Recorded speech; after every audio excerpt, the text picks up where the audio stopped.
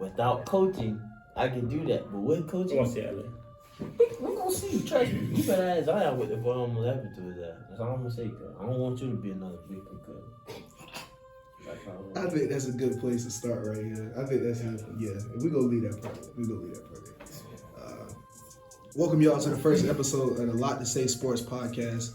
I'm your host Elijah Lott, and I'm just starting this new form of media, talking to a lot of them gonna be interviews. Some of them just gonna be my reactions and things that's happening in the sports world. But we starting off with some heavy hitters up here at FNCJ. We got star point guard Tarence Guinyard and star big man. Oh. What? He's not a star? How you say that? What? That's that. He don't want to go big man. Start wings. I'm sorry. Oh yeah, we had a whole discussion about that. He doesn't. He's a 3 at heart, but here this is where he's at. He's a 4 or 5. It's all right. It's okay. Well, he's Roderick Gardner. But the big thing is, we're gonna talk hoops. But the big thing is, I don't want y'all to feel like y'all are talking to number 0 and number 32. I want y'all to feel like y'all are talking to Tarence. Get to know them as people, So first off, getting to know them as people. Tarence, you're not originally from here. You're from Tampa. Right. What's the biggest difference from hooping down there to up here, if anything? Probably the biggest thing is from high school, because I haven't played college yet. So high school, biggest difference probably be defense. They play a lot more defense in Tampa than Jacksonville. Wow. It's a lot different. I'm talking about a lot different. Tampa, they really play defense. I averaged so my sophomore year, I averaged 19, 20 points at Atlantic Coast. Okay. Then my junior year, I went to back to Tampa, and I went from 20 to 13.9. But I was more of a point guard there, but it still was. It's way hard defense. Okay. And for people who are unfamiliar with your game, how would you describe because I see when coach has you in a scoring role and coach has you in a point guard role, it's like I'm watching a different player in the same body. What's your what drives you when it comes to because I can see you you can score. Right. But when you have the mindset of distributing the ball, what pushes you to really keep that as the main focus? I always play point guard, so I can do it effortlessly whenever I want to. Just I know I can score too, so it's whatever based on the team, whatever the team needs. If I need to score, I score. If I need to facilitate, I facilitate. Gotcha. So, And as for Rod, I know you don't really embrace the big man role, but you do it well. You get a lot of boards. I really appreciate that because I grew up. My dad's a Spurs fan, and he had me watching David Robinson, Tim Duncan, he had me on those. And they... Oh, nah, I didn't say that. But I was saying, I grew up watching them. And so now I kind of get disappointed watching the game because it's it's okay to have a big man out on the perimeter if he can shoot, but you don't have too many guys who are low post, banging down low, getting rebounds. This is what they do. They come out, they set a screen, and they right back. You know what I'm saying? So what do you think about whether it's your physicality, your mentality, what, gives you an advantage against your defenders down low? So down low, basically, I just know the moves that I should use. I play to my strong suit, not my weakness. So everybody knows I don't got that right hand down pat like that. So obviously I'm not gonna go right, especially on the low post. I go with the right. If I go with the right hook, it might not make it. I might. So that's why I make sure if I'm on the right side, it's my left hand to go just power through and go up. On the right and on the left side, I just go up with a little post hook and whatnot, and then rebounding wise, if I see the back of your head, I'm going to the rim. It will grab you for sure. And then making sure he box out the bigger defenders. Because the ideal 6'5" big man is not common in the game of college basketball. That's real. So I'm down there with 6'8", 6'9". They can easily just grab the board. So I make sure I box out, get them knees, and then I just go there. I go from up there. You was talking about how your game is slightly limited with the right side of the basket, and I know it's on a completely different level, but when I play basketball casually, I never developed my right hand. It just is what it is. But you learn how to go up from so many different angles on that left side. So you might think, oh, he just gonna turn around, post fade or late, like whatever. I've seen you hit some crazy finishes when somebody thought, oh, I'm gonna just sit on this side, and all he can do, nope, spin up, wait on it. Like, I definitely. I can say that I can use it to a certain extent. Like if you 6'8" and I'm 6'5" and I'm finna go lay the ball up, I'm not using my right hand at all. I'm just gonna go back that strong hand that I know I can finish on. I go up my right hand, you're probably gonna get off the back foot. So I basically just go up left hand, use different ways to maneuver, acrobatic, He just said 2K bad. No, I respect it though. So you've been here longer than Tarence. So I would say you have a better feel for what a team is. What word would you use to describe a team if you had to use one word? One word. And you can take it out. And I want to let y'all know, this is the first time that they're hearing these questions. I wanted these to be real, genuine, authentic answers. I didn't want them to rehearse these or whatever, because I have a strong personal belief about that. Like, the person that we present to people could be different from who we really are. So I feel like when you're unprepared for situations, you have to present who you really are to them. So that's what I wanted to do. That's what I say hard working. The reason why I say hard working is just like what we have to do, like conditioning wise, we running the whole campus. And you know South Campus is a big campus. That's what I want to do. So running the campus 6 a.m. even if we got class at 8 a.m. And then, conditioning wise, we always in the weight room, we always running, we always doing this. Then when it comes season wise, we always competitive in practice, trying to make each other better, trying to make each other strive so we can end up either having the best chance of playing here 1 year, or if we do come back, we make sure the freshmen be able to have that feel of how this program is going to be for the next year or two that they're here. So it's like hard working. Coaches definitely hard working too. He has his times. Absolutely. It's for the better though. Absolutely. I think Coach Brunell does an excellent job of leading y'all. I think the first thing out of your mouth was conditioning. And if you're unfamiliar with FSCJ basketball, we do have an undersized roster as far as like numbers go. So there are a lot of games where Tarence doesn't come out of the game. There are a lot of games where Rod doesn't come out of the game. If he does, he's sitting down for 2 minutes, get some water, coming right back in. So endurance is big for them. You know what I'm saying? And I know for a fact that's hard, especially with that guy. That guy's not letting you cheat him. That guy's not letting you cheat your teammates. He's not letting you cheat yourself. What's an experience in like working with Coach Frank that really like he pushed you to the point where it's like, do I love basketball for real? Like, is this what I really want to do? Like, if he tell me to run, like something like that. Hey, listen, I remember this one day in practice. They had to run 48s, but 8 times in a row. Because people didn't make it. Like we had like the ideal making time. Like guards had to make it and have like 5 seconds left. Probably at the least 3 seconds. At the most 5. So at least when you don't make it and you're a guard, he's gonna make you run again. He's gonna make everybody run again. So they did it for like 8 times straight. I didn't do it because I was still recovering from my injury. I was from ACL last year. That's why I'm a redshirt freshman. But I was just watching, and it was just like sad because I see them boys run up the court 4 times just to make it the last one and not make it. So they have to do it 8 more times. Then they still didn't make it, and we had to go home. We couldn't even be like, no, coach, we're gonna make it this down the 3rd. He said, no, you go home, and y'all have to come back tomorrow. And I totally believe you too. That's the type of guy he is. But actually, that leads to another question. He seems like a very stern type of guy.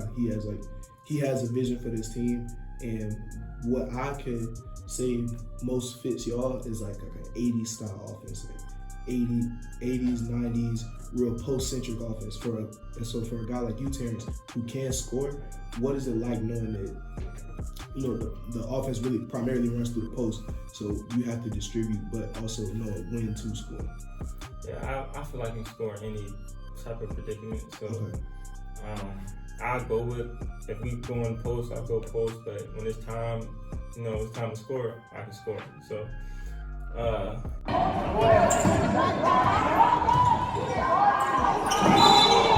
really don't have a problem with the post. It opens up if it's working in the post, it opens up the outside. So, I mean, I wouldn't have went on it so heavy if it was me, but I mean, it works.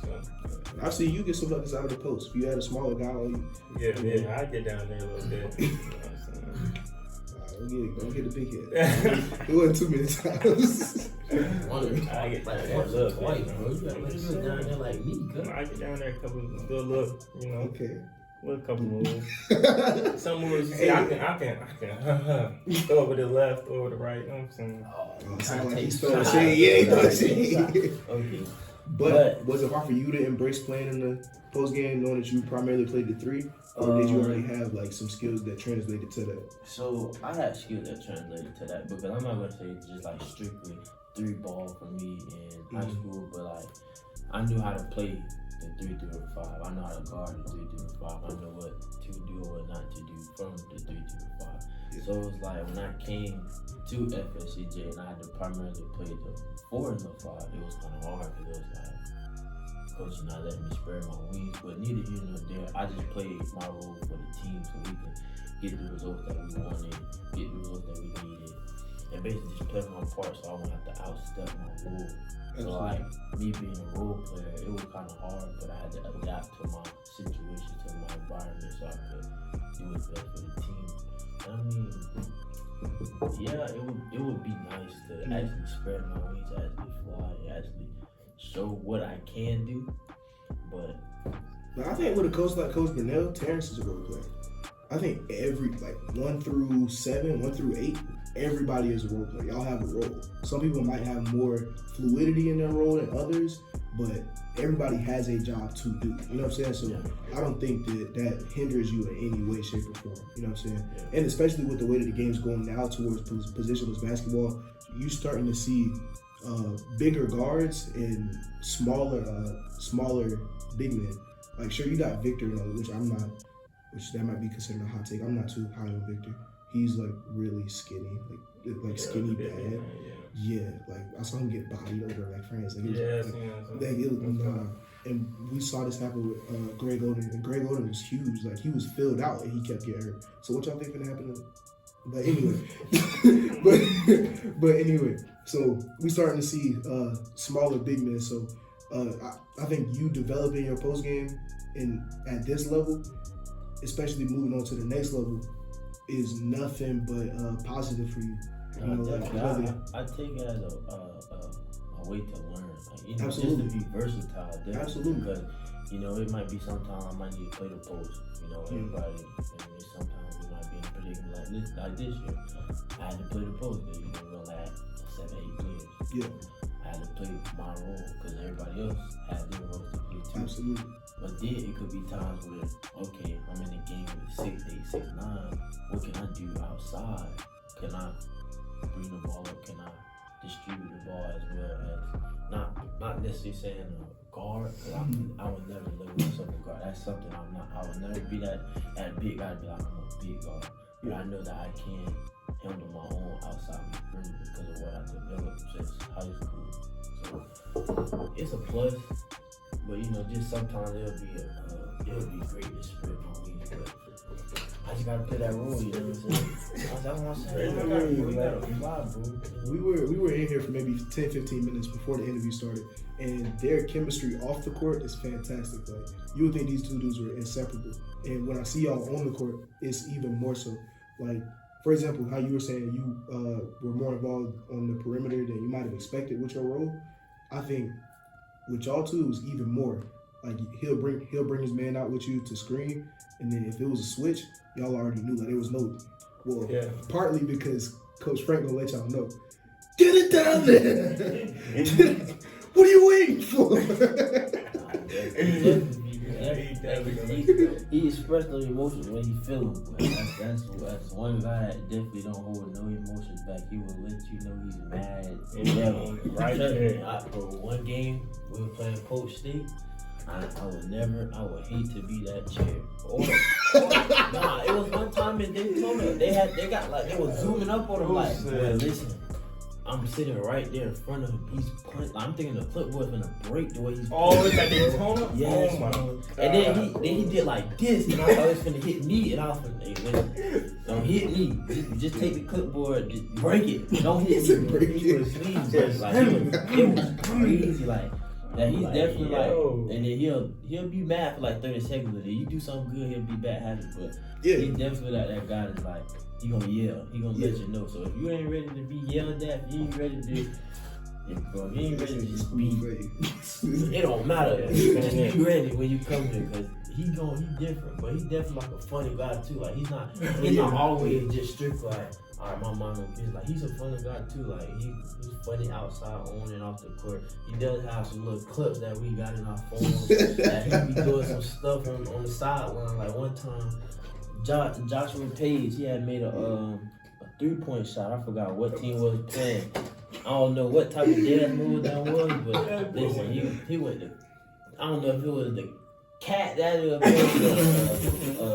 a jerk or whatnot, but he did something. But he was happy on that sideline. But yeah, he definitely was a guy that shows his emotions. Absolutely. Keep him to the side. Absolutely. I don't think I don't want y'all to get the wrong idea and think that Coach Frank is just a stern dude all the time. Like even when y'all do make mistakes, if he'll pull y'all out, a lot of times it's not yelling. It's more coachable moments. Like I'll see he'll take y'all behind the bench and really just have like a one-on-one with y'all, you know. And I think that says a lot to like his trust in his assistant coaches as well as his coaching habits that he built in y'all. Because a lot of the games that y'all are in are really close. So to say, I'll take this time out and talk to Tarence, I'll take this time out and talk to Rod, and this is where you can learn from this is where you can learn from that, and I'll let them play ball. I think that speaks volumes about his character and his belief in y'all as a team. He definitely, like, when he see you getting frustrated, you getting, like, you having some game where you just not in it all the way, he'll definitely pull you out and, like, talk to you, like, even though it would be brief, but he'll let you know, like, listen, we need you to do this, come on, I know you got it, stuff like that. Cause I remember one time he pulled me aside, he was like, I see that you frustrated, you know, just let the game come to you, but we need you, so take a breather, you know, just chill. I'm gonna get you about like a minute, and then go back out there, man. After that, I felt good, and I went out there, you know, did what I had to do. But hey, so we talked about how well y'all blend on the court together, and I feel like I already know the answer, but there has to be one truth. When y'all play one-on-one, who usually get the best of that guy? I usually beat him every time I'm on. Crazy. Well, listen. Do y'all play 3 dribbles or do y'all just play? No, play 3 dribbles. I always play 3. As a college player, you should be playing 3. You should get to the hole in 1, but yeah. I get to. As a post player, you will want as many dribbles as possible to really get position, but at the same time, you got to small it down. So every time we play before practice, we play the 3 before practice. Yeah. I play with him a little bit, you know what I'm saying? Just shoot a little bit, let him feel like he in the game. Then when I get in that mode, I see Coach, he looking, he about to come in to start practice. So I said, okay, let me get it over. So you're trying to let me get it over. I tween him like you're trying to be impressive in front of the coach? No. I'm saying he coming out the state practice start so we can finish the game. So I'm like, let me get it over. You feel me? Okay, so we start stretching. That's not. So I tween. That's one dribble. One dribble. Oh, that's all the dribbles. There's tween. And I pull up. Bow. Guys, when I hit that right there, just capping right then if we can call Texas, Josh, Caleb, I'm gonna let you finish. Zion to validate my story. This is crazy. Then I come tween. That's one again. Remember I already hit him with the first one, right? So I tween. So he got that freshman as well. Yeah. So he iffy. So then I tween him again. Boom. That's another one. Bam. Boom. And then the third, I say this is my signature. He already know my signature is. It's the first one I did on him, but he so you know what I'm saying. So I come up tween again. Bow, game over. 3-0. This is crazy that he's just capping. Only time Rod has scored on me was one-on-one closeouts. So I'm rolling the ball to him, then I run the closeout. He do it behind back. I'm right there, lucky off the backboard. Okay. I thought he was gonna leave the word lucky like he was gonna slip it in, but he said it louder the second time. That's crazy. No, listen. All right, go ahead. Tell me. First of all, we're gonna talk about the one-on-one situation before practice, right? Yeah. One, like you said, As a post player, you need more than 3. I don't need more than 3. But let's remember, I'm not a 5'4". I'm a real 3 for real. Okay. Yeah. So I can get to the basket. I'm not no slow. Okay. I'm not right. No, you're fat. You're I cool. can move. So when I move, it takes me 1. So literally, I'll size them up. Then I tell them I'm finna go left. So if you don't, look at that. I sent him right. No, you send me right, and I tell you I'm finna go left. And he does. Guess what? And I said I'm gonna get there in 1 dribble. Literally get there in 1 dribble. It doesn't take that long. And then when you do start toying and playing around, I do the same thing. And you fall for one question for you. You fall for every hezzy I throw at you. Oh, okay. It's crazy. Wait a minute. No, hold on. Can I finish though? Nah, it's okay though. Go ahead. The game will be close. It'll be like 3-2 or something like that. It will never be like 3-0 or something like that. He'll do the little signature and shoot it, and I just like, but I'm not falling for the hezzy because as soon as he do that and I fall for him, he's gonna go hezzy and go straight to the back. So I'm not stupid. I know Tarence for real. That's Tarence. Okay? So I know he's gonna hit you with a hezzy, especially when you know he can shoot. I know he can shoot and I know he can drive. So guess what? I gotta pick either or. So I'd rather live with the 3 than go with the 2 because he can make the 2. So then we'll do that. Then he'll probably win 1. I'll win 1. But let's not talk about the 3 days in a row where I literally bust you. I'm talking about it wasn't no lucky because I literally in the games I shoot mid ranges.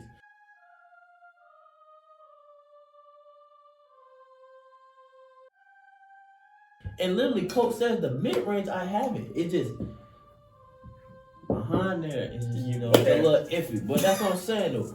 And I gotta get better with that. That's on me. But still, literally that was not lucky if it happened 3 times in a row. It was lucky. It happened 3 one times off the backboard. The one off the backboard. Mean it's lucky? No, listen. I can tell you the backboard do that shot. every day, it's not lucky. If you can consistently hit that shot, it's not lucky. It wasn't off the backboard though. No, it wasn't. On top of the key, I mean, like, so this is the free throw line. Like right here on that's lucky, bro. Off the backboard. I'm gonna tell you first of all. Okay, the backboard shot was it was lucky in a king of the court setting, and it was behind the arc. I shot it because he was playing defense like this. Like I'm not 6'5" already. You're about 5'11" or 6'2".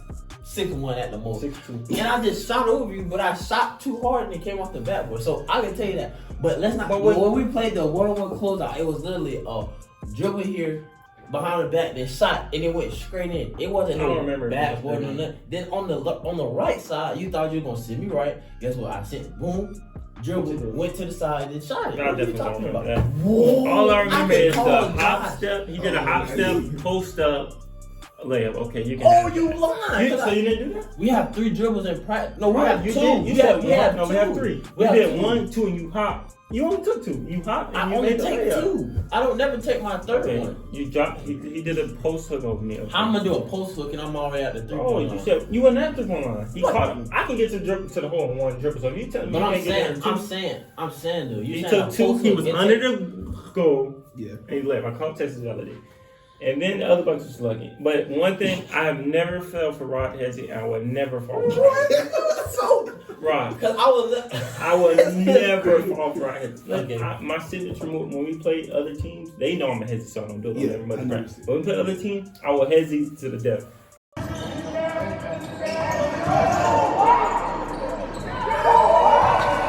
I'm not going to fall for a Hezzy, because I know the Hezzy. His Hezzy, I wouldn't even fall for it if I didn't know him. Because he doesn't. But the main thing about the hesitation is you can. There's the threat of a shot. That's why you're jumping. Right. You know what I'm saying? Right. So I'm not threatened by a shot. He doesn't want me to shoot that mid range. That's why I don't do the head on the 3-point line. But let's not talk about it. You're probably the only person that does. Mid-range, though. That's what I'm saying. You're probably the only one that doesn't fall for it. But outside of people that don't know me, right, that don't know, they're gonna fall for it because I'm I've seen him get to that left side of the basket off the hezzy too many times. Like just off the entry pass to the post. He don't even have to dribble. Just jump, 1 dribble, bang, back the other way.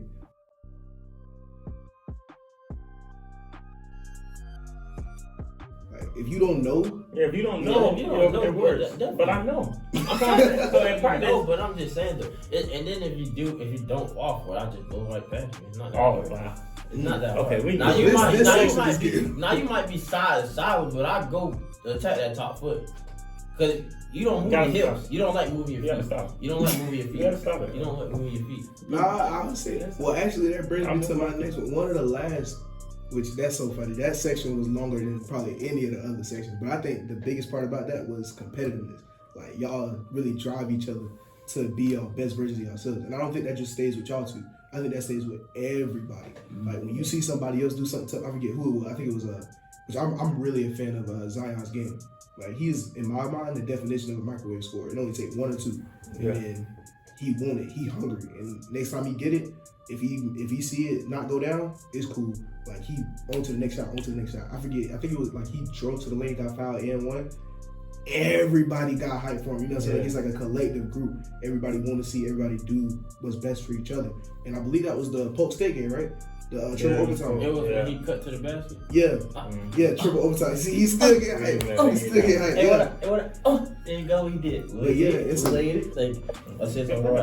It's a togetherness thing, bro. It's a togetherness thing. Like really, I've seen you take charges. I've seen you take charges. I've seen Josh take charges. Like it doesn't matter. Nobody's afraid of getting dirty. Nobody's afraid to get on the floor. Like y'all really play for each other. Whatever is best for the team is we over me for real. And which I think that says a lot about Coach Frank.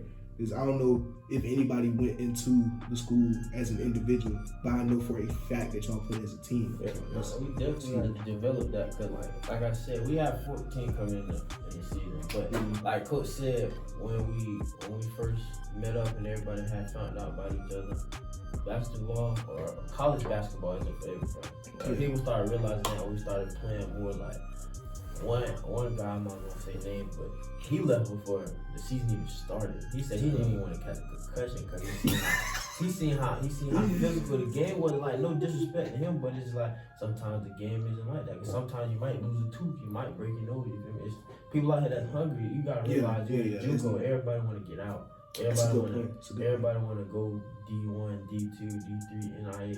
It doesn't matter. They want to just go somewhere where they can get a 4-year education. They can make it out. They can make it for their family. So everybody's hungry to get out of JUCO. So you feel me? Everybody trying to make out in the first year, so they got 3 more years to perfect their game at their D1, D2, D3. So then, like us, we had to realize, are we down to 7? And I'm not gonna lie, when we had 14, we were good. But when we had 7, it was better because we were all hungry. We all wanted to be there for each other. Y'all all knew y'all wanted to be here. Definitely. Y'all had a chance to leave and didn't. We chose to be here. So like that, we capitalize off of that. So if one person get dirty, we all get hyped. You know, one person make a good play, we all get hyped because we gotta keep each other uplifted. There was some time when we'll get discouraged or we'll, express our feelings to each other, but we all know all love is just trying to make each other better because we already know how the next level gonna be.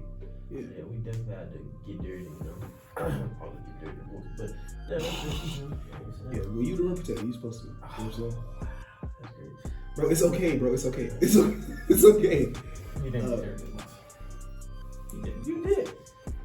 And to my take on it, Josh got dirty. Oh no, Josh definitely got dirty. But I'm talking about out of us two, I got dirty. What the? Hey, we just gonna move on. You can't be lying. You can't be lying. Don't be lying. What?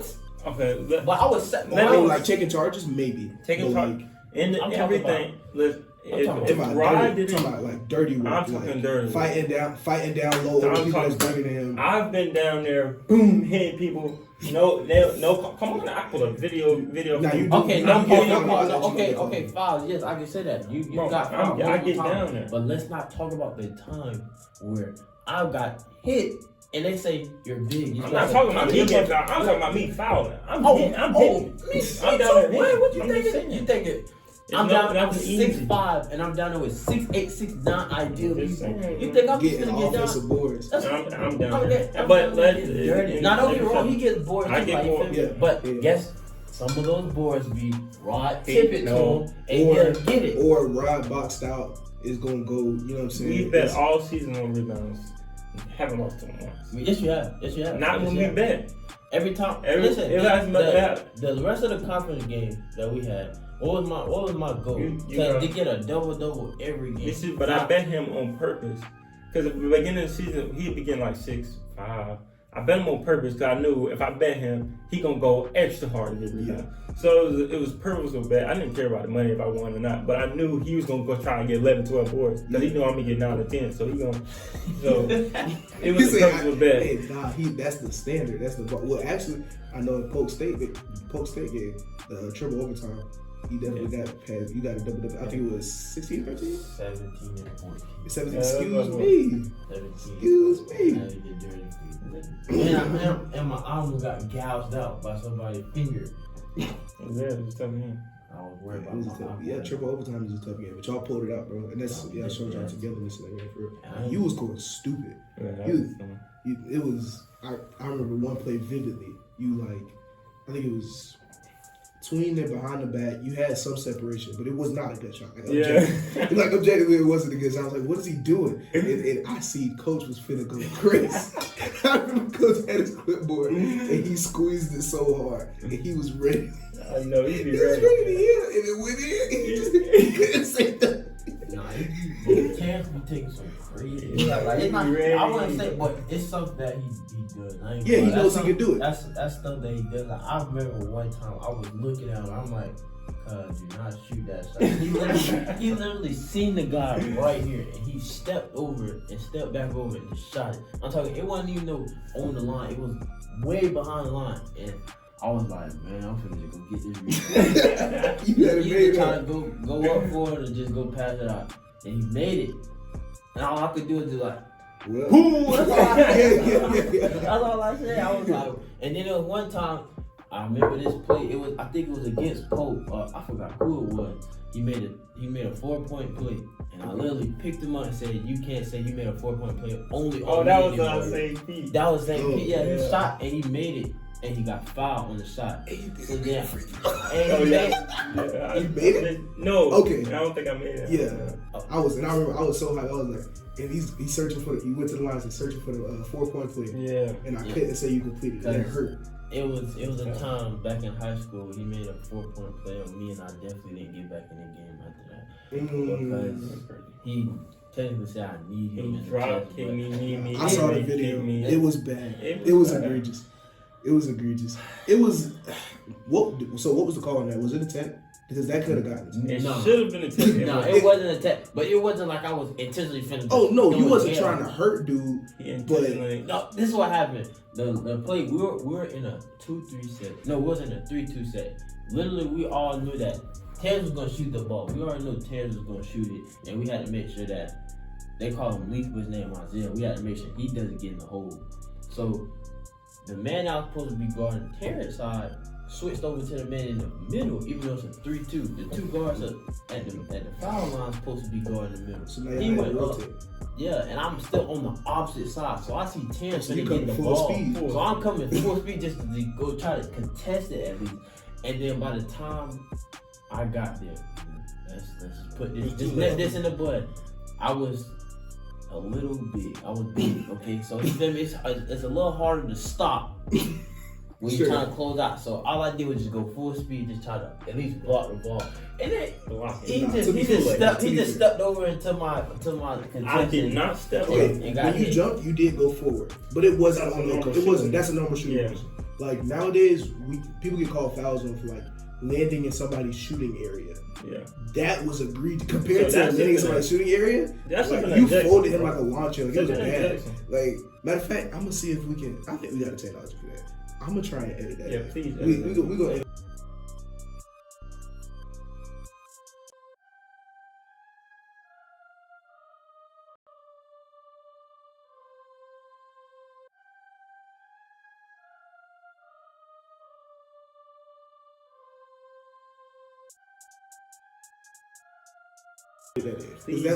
Y'all tell us what y'all think in the comments. It was something. It was something.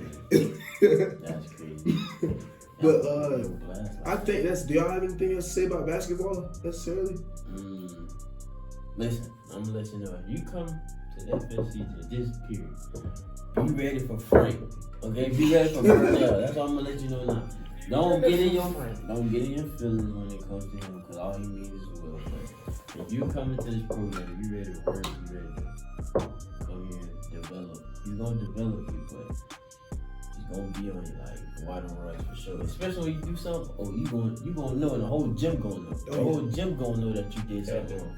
Literally, one time he called a timeout on the play just because I didn't cut the right way. He literally yelled at me for 30 seconds. He didn't worry about nobody else. Everybody else was talking on the side. All he did, he walked almost to the half court line and pointed at me and was yelling. It was too bad to it. It was so bad to it. The camera zoomed in and they literally was saying, "Oh, there goes Frank." They literally said that, and he was on me for 30 seconds. I'm like, "Okay, coach, I got you." He literally did not let up. He was still going. So like, yeah, he definitely one of them guys that shows emotion for sure. So if you don't like tough love, you don't like hard coaching, you're not gonna survive him for sure. But it's all love though. Yeah, it's all love, but you gonna be over here mad. But we can't really know that now. So on a more personal thing, I'm big on music. Like I love music. I feel like music can tell you so much about a person. So I know both of y'all have Apple Music. Right. Go to your Apple Music right now. And who are the last people that y'all search for? And don't leave nothing out either. If you got Billie Eilish in there, you got Billie Eilish in there. So you just gonna play it? I got because I'm not trying to get copyrighted. Just tell me who it was. I have no idea. I think it's a TikTok dude. It's called Dig Dug. And his name is ZHD. I have no idea the song. Dig Dug. Dig Dug. I think it's a TikTok song. I forgot how it goes. Alright, so give me some more like after him, what else? God. I was searching for this song, The Little Baby. Okay. And I couldn't find it, so but it says Ice Tray, but I was looking for, I think it's called Baby actually. It's with Lil Yachty, I think. Quality Control, the album. Okay. So, but yeah, I like Lil Baby. Well, my next artist right there was Lil Baby. So, y'all make playlists? yeah. Oh, y'all playlist guys. Okay, so I'm a playlist guy. I'm more like an essentials guy. I'll find an artist that I really like, and I'll go through their whole discography. Yeah. I like this, I like this, I like this. Boom, that's your playlist. But what's your? Do you do that, or are you more of a search bar? Well, I'm gonna lay this out on one. The best rapper alive is Young Thug. Not even gonna lie. Young Thug is definitely Wait, tell me that. Okay. Young Thug is definitely my number one. Did Andre 3000 die recently that I didn't know about? No, he did. I don't think he did. First rapper alive, NBA Youngboy. Whoa. We can stop the interview right here. Nah, Young Thug. We're gonna try and edit that. I'm not even saying Young Thug. I'm not even saying Young Thug because he's locked up on Rico. I'm not even saying that because I'm saying that because I've been listening to him since 2013, 2014 for real. When he first he's solid. I'm ready to go stupid to Harambe. What's your favorite song? That's my favorite one right now. I don't know because they all good. All right, Not for real. Off his new album, I definitely mess with Insure My Wrist for sure. I definitely mess with Insure My Wrist. But my latest though, well, we were talking about T9 before the interview, so I was looking up T9. I know that was Chris Breezy. Oh my god. Listen, I was looking up a Chris Brown song because it was hard, low key. It's called "Call Me Every Day." It's on my playlist. Man, listen. Yeah, "Call Me Every Day." It was hard though. Real Boss and Richie, even though he's missing, but Shy Glizzy, I definitely be listening to Shy Glizzy. If you don't know Shy Glizzy, you're tripping. I definitely don't. Shy Baby. No idea who that is. Shy Baby. Yeah. No idea who that is. Wait, Shy Baby or Sada Baby? Nah, Shy Baby. Sada Baby is tough. Nice. No. Nah, I got Young Boy on here, Young Pappy. Lil Tyler go crazy. It is some local Jacksonville rappers, and I definitely would listen. I just found out about T.I. Son, the King? Nah, the other one. His name King. Oh no, the other one. He rap. Yeah, he rap like his dad. Yeah, he like a lyrical rapper. Yeah, I definitely be listening. Yeah, he's tough. Drake and J. Cole for sure. Yes, sir. Favorite J. Cole song? If you said no yours, I swear. Adolescence. Yes, sir. Yes, sir. Yes, sir. I definitely best Cole album. Yeah, but the best of all time is definitely not Young Thug. Both of those are imposters. No, but Young Boy, you're a Young Boy fan. They're I'm not really that young. I'm a Young Boy fan. Listen, I tell you now, was in the locker room and he literally was play Young Boy. I don't want to hear none of this trash. He has one of the worst music. And we won that game. We won that game because we were listening to Lil Baby. We were listening to Lil Baby. And there was some unreleased Had stuff. nothing to do with it. It was. But Lil Baby's good too. I listen to Lil Baby. Young boy's reaching. Those the best rappers of all time. Lil Baby, Young Boy is very lyrical, bro. I'm a lyrical guy. So like Jay-Z, Lil Wayne, Andre, Cole, like that's what I'm talking about. Oh yeah, definitely. You talking lyrical wise, and I feel like if you gonna be the best, you gotta separate yourself from everybody else. Like, and that's why Young Thug is there. No, bro. Yes, he's a different rapper. I had to wear the dress because I had a stick. No, bro. It's always smart. I'm not saying I'm gonna wear a dress, but That's horrible, bro. Oh, let's be for real, bro. He put everybody. Nah, he got some bars. No, he definitely got some bars, but he put everybody on around him. Like And his daughter. And he put them on, and then he put them in.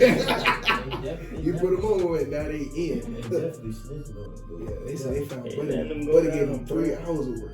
Buddy gave him 3 hours. Buddy was in there just.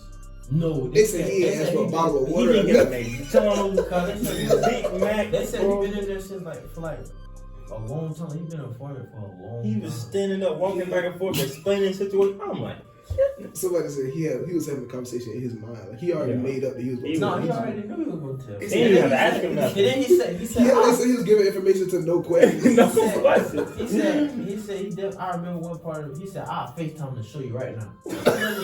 He literally said, I'll FaceTime right now. And he was going to FaceTime Young Thug and talk about it too. And he was like, bro, I'm giving y'all my life right now because I could die from this. Like, he already knew what he was getting. But he was snitching for no reason though. He didn't even there was nothing. If y'all don't know, we talking about YSL Woody. He went, with the whole story is kind of long, but YSL getting caught on RICO charges right now, and I guess he was affiliated with them. He's a rapper, and he went in there and told God on Jesus. He told Adam on Eve. Like it was bad. Like it was bad. I got a question for you. How would you feel? All right, do you still listen to Gunna and Boston? Or you never listen to them? The only time I listened to Gunna was So Much Fun. Hot. That was the only time I really. Yeah. So would you stop listening to them because they snitched?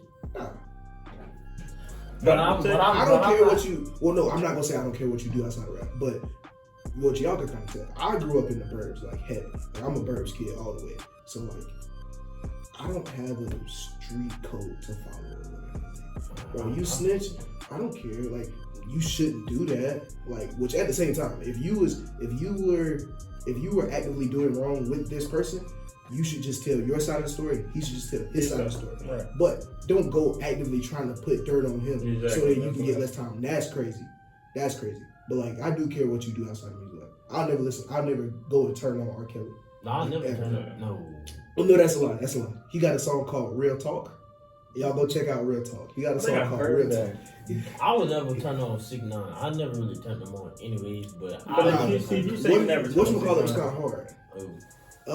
The first one. His first ever song? That was was hard. But other than that, I never really turned on. Now I listen to R. Kelly though.